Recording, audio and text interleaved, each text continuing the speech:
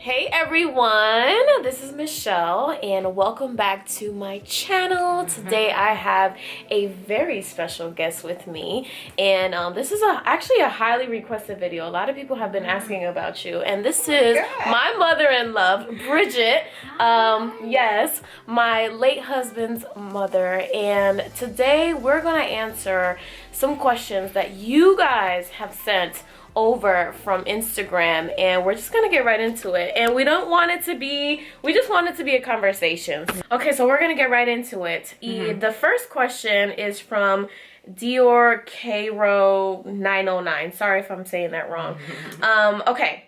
Will you introduce your future partner to Mama B? Why or why not? I guess that's a question for me. And yes. Because yes. If I'm ever in a relationship again, she has her thoughts on that, so we're gonna get real today, okay? Yes. Okay, so how does Mama B feel about the idea of you finding love again with someone new? And then the question cuts off, but that's just the essence of the question, like just finding love again. How do you feel about my future relationship, or etc.? Okay. I want you to find love again.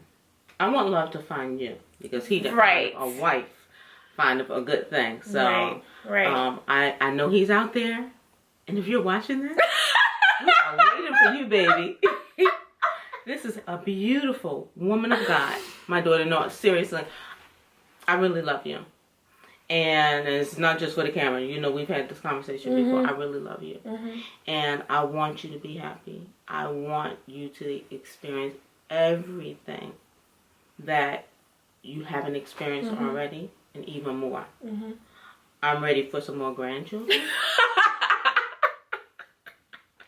And I just want you to have someone that's going to value the precious jewel that you are, and really give you full happiness. And so Dad and your brothers are a little aggressive. They're not playing games. They're gonna have to, like, you know, but they want you to be happy. We all want you to be happy. And so whoever he is, when he comes, if he's comfortable meeting us, we'd love to meet him and make him part of your extended family. That's right. Ooh, Lord have mercy. Okay, so let's go ahead and move right along. How has the passing of Curtis changed your relationship? I'm sure it's brought you together. So I'm going to give you the floor on that again. It has brought... Well, we were close anyway. Yeah, so we should probably talk about that eventually. Been close.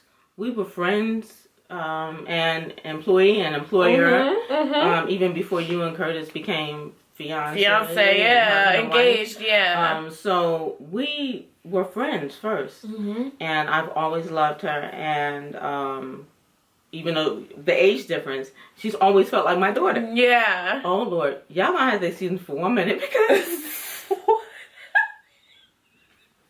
my button just like it just popped, right? Yeah, oh, okay. So let me just put my hand. It was like trying to pop out. I don't understand. The question's for me, not for you guys. Release. Okay. Oh man. But yeah, the passing of Curtis has brought us closer, because you and Curtis were one. Yeah. I feel like, and I think we all feel this way, that there's always a part of Curtis that's tangible, that we can touch and love. Wow. And because you were someone he loved, you know, he was in love with you, he loved you. The only person I know that he really loved. Right. Enough to marry. Right. So... because you were something he treasured, we treasure you. I treasure you. And I never want to be out of your life. I will respect any new relationship and any boundaries. I will never cross any boundaries. But I always want to be a part of your life, because we just love you. So it's brought us closer, and we just... Yeah. And just to kind of add to that, before Curtis and I got married, before we got engaged, before all of this, you know, we had a conversation. I said, whether this goes down or not, she's going to be my friend and she's going to be in my life. So I made sure Curtis knew that, just because she was such a, just a great, like, even spiritual mentor too. Like, I learned so much from Bridget, so much. And resources too. She's like, oh, you got to read this book. Oh, here's this book. Like, you know, and that's something that I really admire and that I know I need in my life. So, hallelujah. All right. So we got a lot of similar questions. So one of the questions was, first and foremost, how are you doing? I'm doing much better than I expected. God has truly given me the peace that surpasses all understanding. I never knew what that meant until we dealt with this. Yes. So I'm good. My trust and my love for God is at a whole nother level because I have a whole new understanding of Him. So it has changed our relationship between me and God for the better. But I'm doing good. I experience some medical things sometimes from just anxiety and stress related to that. But God brings me through all of it. So, which, shameless plug, she is the Lady BC on YouTube. So she's going to be talking about these things that she's kind of talking about. But she's going to be talking about that on her YouTube channel. Yeah. So make sure you follow her. I'll definitely leave the link in the description box below. Favorite memories of Curtis? Oh my gosh. Name like your, maybe, I don't know. Yeah, because it's so many. There's so many. Curtis was hilarious too. His laugh. Like, oh my God. He could start laughing and just be all over the floor. High pitch too. On another level. And he'd just make the whole room laugh. And you couldn't help it. And there were times when, especially when he was a teenager, and he'd just burst out laughing about something. And I'm like, Curtis, we're trying to be serious. You can't really get jacked up, boy. And he'd be laughing so hard that I couldn't even, I'm like, you know what? You get away with this one this time. And we just laugh. His hugs. Oh my God. Oh yeah, he had the best hugs ever in life. Hugs, and he just hug it. He would sniff me. That was always going to happen from a baby, and then I would sniff him too because he smelled good. Always smelled good. So we always made sure that we smell nice. So when we, wait, I want you to tell us about the scrambled egg thing. He probably like, I know y'all not about to tell this story. Oh my God. So we were at IHOP, and Curtis, his brothers, and his dad, and we were ordering our breakfast. And so when it got around to Curtis, I said, well, how do you want your eggs? He said, I don't want eggs. I want scrambled. We were like, do dummy, it's scrambled eggs. So it's been forever. That's the type of, that I love that, because they always used to come up somehow, some way in a family dinner somehow. It's just hilarious. I don't want eggs. I want scrambled. I want scrambled. Oh my gosh. All right, so this one's a little more serious. How has life been without him from your side? Because they've probably heard from my side, but from your side, as a mother, how has life been without Curtis? Without turning this into something too emotional for me, I'll just try to keep it light. It's been very difficult because you miss that person. But a lot of what has helped me is the videos and things that you put up of him, and memories that we have, and pictures that we see, and we talk about him, and we just acknowledge him. We don't forget. Right. But it's been challenging. It's been very challenging. But God made me a promise the second day after Curtis died, and I was in my room with, I was in my younger son's room with him, and we were crying. We were in the bed and we were crying. And I fell asleep, and as I was waking up, I heard God speaking to me, and he says, I'm sending a baby to restore the joy. I did not want to hear that at the time. Right. But 3 months later, we found out that my oldest son and his wife were expecting, and the baby was on Curtis's birthday. And so that gave us something to look forward to that whole first year. Right. We were looking forward like it was something tangible to hang on to. And I tell you, she is so much like Curtis. A joy ball. And I mean, even down to the gap. She has a gap in her tooth. Like, just so many. But God gave us something and restored joy. So while she didn't replace him, is giving us a joy. And right. God is so good. And it goes to show you how God is down to the details. You know what I mean? He really, really is. And he cares. He cares about our hearts and the restoration of our hearts after something so tragic, you know? What does she think your relationship with her will be in 10 years? We kind of answered that, but... like I said, I love you enough to respect any changes or modifications that may need to be made in the relationship. You know, sometimes our relationship might make your new husband feel uncomfortable. I understand that. I get it. And he may be the person where he completely understands. But any modifications that we need to make to maintain a relationship, we'll do it. You know. But well, I plan on sharing as much of your life and enjoying and keeping you. You'll always be involved in your family. Absolutely. I plan on her being in my life for the rest of my life. So we just gonna pray that whoever comes into it is in agreement with that. Yeah, I'll be in the waiting room when the first baby is born. I'm in the waiting room. I almost want to be in the living room, but you know, she has sisters, and you know, I just can't. Right, I have like 1,000 sisters, so we can't get too aggressive with that. But I'll be in the waiting room. Is there a lash? Okay, I'm just going crazy then. We are so weird.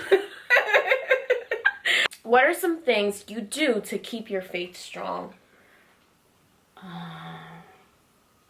I talk to the Lord honestly, and very real. I don't fake the funk with God. We have a very open and real and true relationship.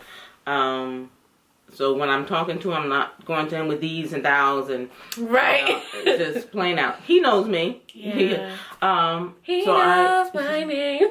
Yes, girl, don't turn this into a worship moment. Sorry, I just felt that. He knows. And I interact with people that have been through the same thing that I've gone through, that have lost a child. I find that type of support very important. And I allow myself to go through the process. I don't feel like I have to rush through a grieving process. I don't think that, I don't allow other people to dictate how I should grieve. But like I said, I pray, I read a lot, talk to people, and I do everything that I can to enjoy every moment of the day and time that we have together with my family. Because it's so important. It just made me realize how valuable time is and how short time is. Oof, Yeah. Then the next question is kind of similar. It's like a 2-in-1 question. Did you ever question God in Curtis's passing? How do you handle moments of deep sadness? When Curtis first passed, because I'm a believer, because I'm a child of God, because I am as faithful as I can be to God, my husband and I, and we've raised our kids in church, I could not understand how when I put my hand on my son's body, you should lay hands on the sick and they shall recover, and I really believe that you could, put your hands on and pray and raise them back to life, and I really was acting in faith. And when that didn't happen, I questioned God. And then as I thought about what God allowed to happen, I became angry with him.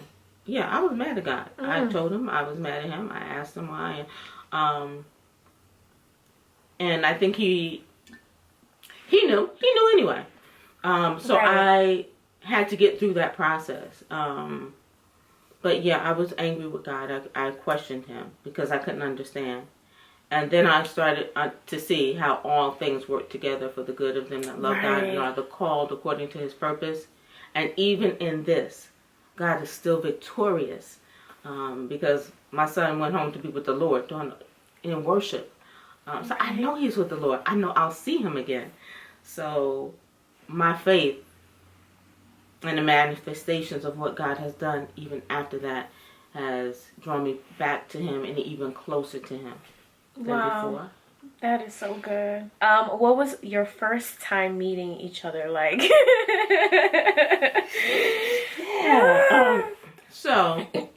I don't know if I was picking Curtis up from school. I think I was taking him to school a little bit later because he got in trouble for something. I think that was with the pen pointer or something. I don't know. He got suspended or something silly. So I was taking him back to school or picking him up from school. But all I know is when I got to the door, there was this cute little girl with these big, beautiful curls. I think you had it like in a little ponytail up in the top and down, my gosh. I think. And this beautiful smile. I thought, oh, Curtis, she's cute. And, but, you know, he had a little goofy laugh.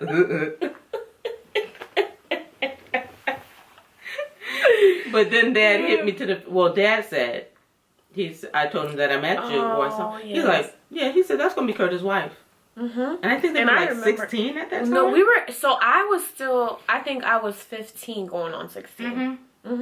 Because that following year was my sweet 16. And I remember meeting Dad on the side of the high school. And he was like, oh, so you're Michelle. And then I didn't even know about the whole, that he said that until I think after. Because, you know, he didn't want to be like, oh my God, like, what if it's not? But it was. And that's how it happened. He seen it. Dad called it from the door. He did from the jump. I was like, wow. Yeah, so I've known you guys for over 10 years. Because that was when I was 15. I'm 28 now. Yeah. So it's been a while. 10 years. It's been a while. How did Mama B find out Curtis had passed? Did she have any signs or warnings days before like you did? No.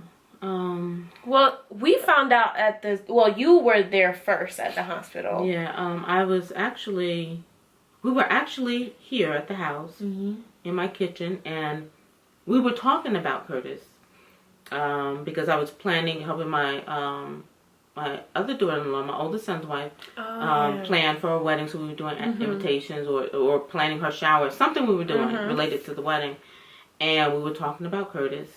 And I got a phone call, and I thought it was a prank call. And when they said, you know, come to the hospital, and then when they started saying, okay, we need to contact his wife, and I was like, oh, shoot. And so before we left the house, I could see my oldest son's face. I could see Carl's face. He's a cop. You know, I could see his face. And I said, my son is gone. I know it. I said, my son is gone. I just knew it. And when we got there, yeah, mother's intuition is real too, though. Oof. How have you kept your relationship strong and positive since losing Curtis? I guess like family relationship, or specifically our relationship. Well, I stalk you, right? Like I stalk her, she stalks me. Yeah, especially now that she's on social media, it's so fun.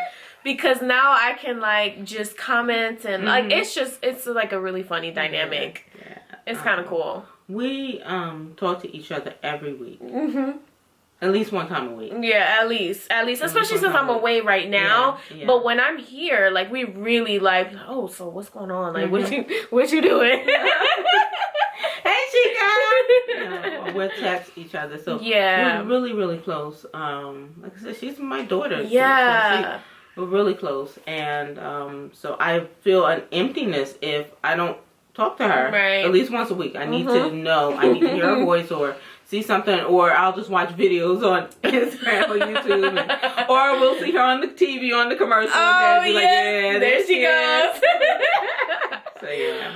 One of the things that I wanted to make sure that I talked about in this video was just the the daughter mother-in-law relationship that a lot of people think that has to be a negative one. Mm-hmm. Not has to be, mm-hmm. but sometimes, unfortunately, there's a stereotype of, you know, like, oh my God, like, mm-hmm. I hate my in-laws, mm-hmm. and all that stuff. Can you speak to just that, like, and how to maintain a healthy relationship with, you know, on your side of, okay, as the mother, yeah. And for the first thing, I never really, unless I had to, and some people, you know, get, oh, and that's not a real word. I've always called her like my daughter in love, or mm-hmm, my mm-hmm. daughter, because she's my daughter because I love her. Right. Law has nothing to do with it. I loved her before she became mm-hmm. My daughter.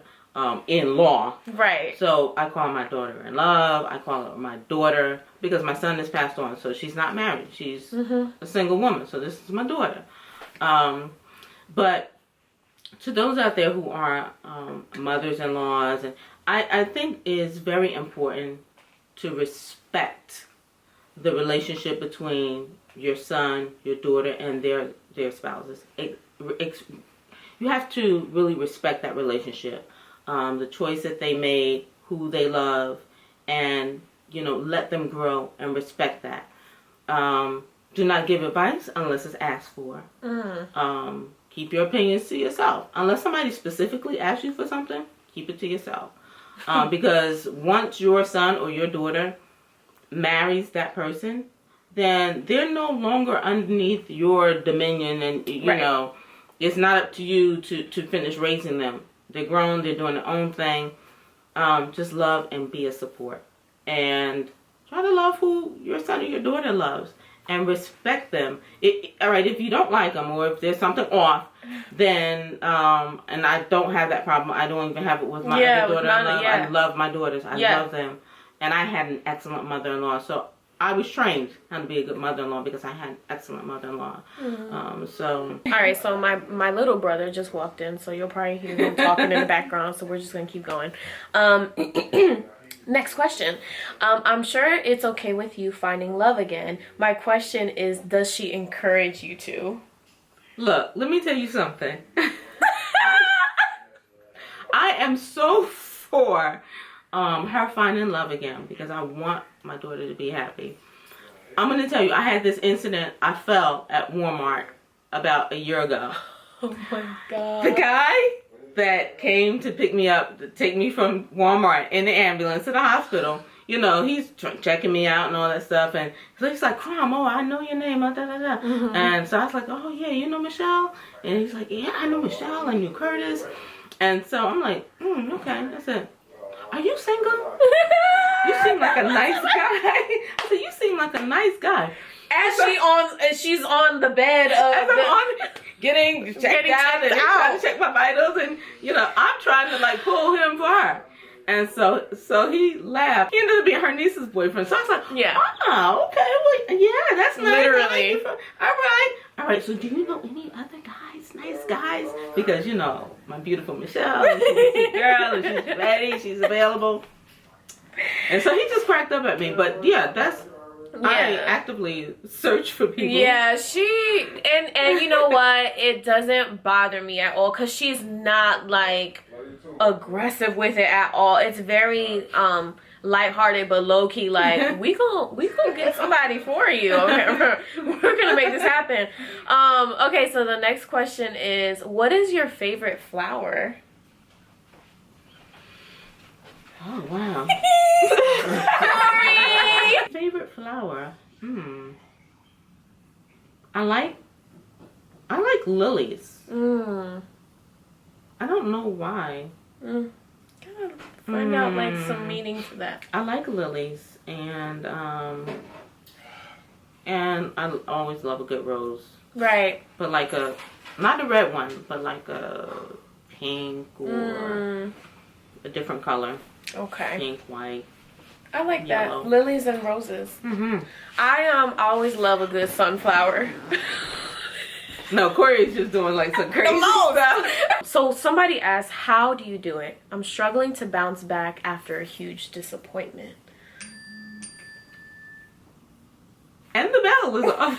I guess kind of speak to someone who is going through a season of disappointment, experience of disappointment, an unexpected loss, what would you say to that mother in that situation, or etc.? I honestly, I could not do it without a relationship with the Lord. It's just no way.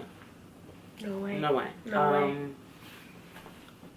I've had struggles, yes, but I couldn't do it without Him. You have to be real with yourself and real with your what you're feeling, and know that God is not angry at you or punishing you, but it's a process that we have to go through.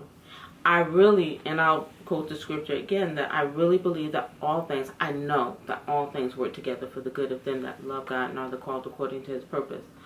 I know that He's not going to put more on me than I can bear. So I pray and just be real with myself and the places where I am right now, or places where I have been. I try to not dwell on the past, not dwell on the grief. I think about the good times and the pleasant times that we've had with Curtis, and I have to remember that yes, I lost Curtis, but life is still going on, and He would want me to keep living. I still have my oldest son, right? My younger son. I still have Michelle and my other daughter, our grandchildren, my husband. We have to remember each other and our relationship. So I've come to the conclusion that I'm living my life to represent not only just God, but my son. Continuing to be a mother that he would be proud of. Right. And showing the love that, God put into him, being an extension of that. And doing those things that would bring him joy. And so that motivates me and helps me to keep going. But I stay focused really on my relationship with God and keeping and maintaining that. I listen to a lot of worship, music, and I listen to other music too, feel good music. Whatever makes me feel good, I listen to it. Whatever makes me feel good. But I really live each day as if it's my last, and enjoy it. That is so good, because even in the midst of all this, sometimes we get caught up in like the routine of it. That when you have conversations like this and just certain dates and milestones and holidays and things like that kind of bring you back to the beginning, and it's like, wow, I'm not excused of my grief, or I'm not excused of like just trying to put it in the back of my mind. It still is very much so alive, so you might as well have the conversation and be honest with yourself. So I just want to thank you for being on my channel for the first time. Well, actually, no, you were in a vlog. Did you see the vlog? Vlog Miss 25? Slap your mama. Look good at me. She didn't know about that, but or maybe you did, but I don't know. But anyway, I knew about it after I saw it. I thought, oh, shoot. They caught that. Jesus. I love it. All the mothers out there. Oh, no, mother, I love you. Never slap or encourage slapping. It was just something that just popped out. So I honestly really wanted her on my channel because I wanted you guys to see her in the flesh. Oh, well, on the screen in the flesh. I don't know. This button was trying to make y'all see some flesh. Yes! That is not this kind of video. Amen. But yeah, I really want to ask you guys if you guys have any other questions or video ideas that maybe we can do together when I'm back in town, and definitely just comment them in the comment section. And like I said earlier, I'll make sure that I'll put her channel so you guys can keep up with what she's doing over on her platform. And thank you guys so much for watching. Make sure that you like this video and that you subscribe to my channel for more videos. Thank you so much for watching. Wow. Tragic, and unexpected. Excuse me, do I have a booger or a slight snot? No. That's why I keep going like this, because I have and then my voice, I'm just like all over the place. Hold on. Okay, because it just felt like, all right, I'm just going to tap a little bit because it just feels like something could release itself from my nostrils. I don't know, like, Corey, you have to close that door. No, we can't see it. No. I smell it. Close that door. And he in the dancing, doing the two-step, like praising the Lord. Corey, close the door. You're getting in our time. You got your audience. Go ahead, girl. Your audience, they listening to you. You go ahead. You show off, girl.